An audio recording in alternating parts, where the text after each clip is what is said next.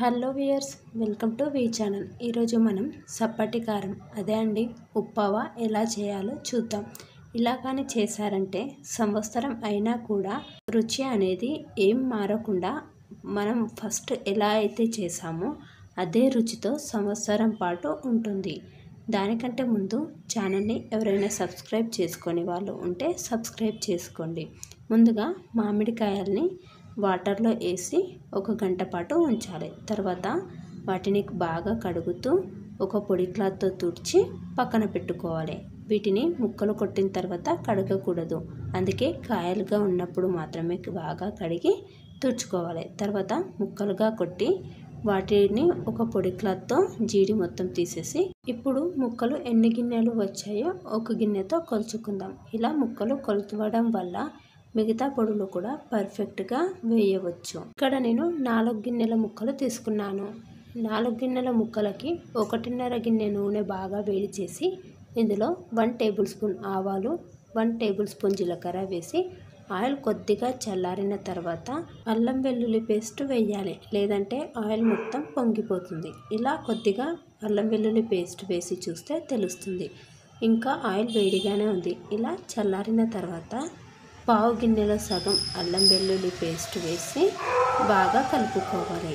ఈ ఆయిల్ మొత్తం చల్లారిన తర్వాతనే కారంలో వేసి కలుపుకోవాలి, లేదంటే తొందరగా పాడవుతుంది.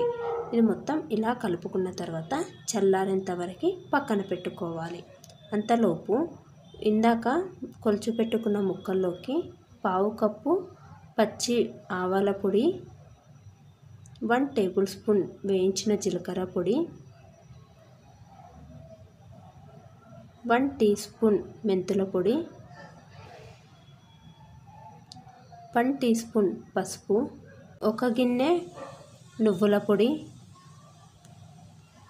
పావు గిన్నె అల్లం వెల్లుల్లి పేస్ట్ వేసి ఇందులోనే 1 గుప్పెడు పొట్టు తీసిన వెల్లుల్లి వేసి అంతా బాగా కలిసేలాగా కలుపుకోవాలి. ఇలా కలుపుకున్న తర్వాత ఇందులోనే పావు గిన్నె కంటే కొద్దిగా తక్కువ ఉప్పు వేసి ఉప్పు కూడా మొత్తం ముక్కలకు పట్టేలాగా బాగా కలుపుకోవాలి.